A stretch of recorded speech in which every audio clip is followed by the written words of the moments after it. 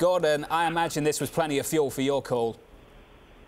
Yeah, I mean, you know, it's as we expected. A few days ago, we published a note where we predicted that they were going to lose in excess of just under $300 million in Q1, and it looks like they're actually going to meet that estimation. I think what's important here is clearly they're introducing the $35,000 iteration of the Model 3, but they're cutting the price on all the other Model 3s by $2,900. And if you look at the S and X price cuts, you're talking about $10,000 to $18,000 price cuts for all S and X cars. So I think this is indicative of what we've been trying to pound the table on, which is weak demand. And it's still yet to be seen if this is going to benefit them. Keep in mind, this is going to be a big negative for their margins. And with respect to the enhanced autopilot, they cut the price there by $2,000. That's pure margin that they're taking a hit on. Clearly another demand-based issue. So, Gordon, let's talk about the story that you've been telling. Back end of last year, big sales surge, a lot of demand for these goods, a lot of demand for Teslas. Off the back of the credits, which were phasing out through to 2019, how much damage do you think has been done?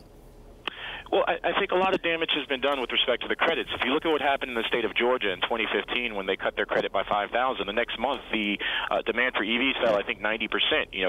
Tesla's credit was cut by $3,750. I think the other issue, though, with Tesla is they had 2 years, right, that they built this moat for the Model 3, and the car was supposed to be, $27,500, including the full tax credit.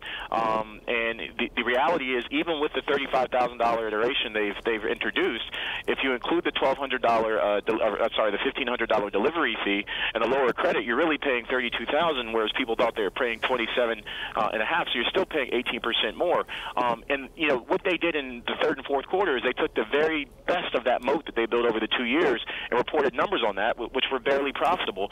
So now we're looking at real tangible demand, and it looks quite negative, both in the U.S. and Europe. And in China, I think they're, the buyers there are waiting to see if the 15% tariff is going to stay. So I think they have a demand problem, and I think that's what maybe people are missing here. The adjustment of price, though, Gordon, does that do anything to address that demand problem? It was a goal of the company to get the 35,000 Model 3. We have it. Does that make a big difference? There's no doubt that's going to create more demand. How much more demand that creates, we don't know, because there has been service issues clearly with the Tesla cars. Consumer Reports pulled their recommendation, and you've had, if you look at the Tesla forums, a number of issues with paint and bumpers falling off, etc. Range declining significantly in the weather. But I think what's important is if you look at what they said with respect to revenues and shipments in the fourth quarter, we believe the cost to make the Model 3 in the fourth quarter was roughly $42,000. So I think them selling this car at this price is clearly margin dilutive.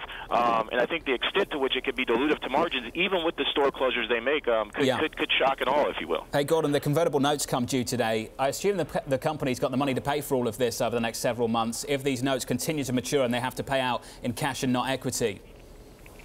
Yeah, I mean, we're assuming that they pay off the notes in cash. They've said as much. One concern we have is if you look at the $182 million Solar City term loan that was due December, they pushed that to March, and then they pushed it again to April. So we're assuming they have the money, but that is certainly a red flag. But again, yeah, we're assuming they pay this off in cash. But then the question is, with huge losses in auto sales with these new prices, how much longer can they stay afloat?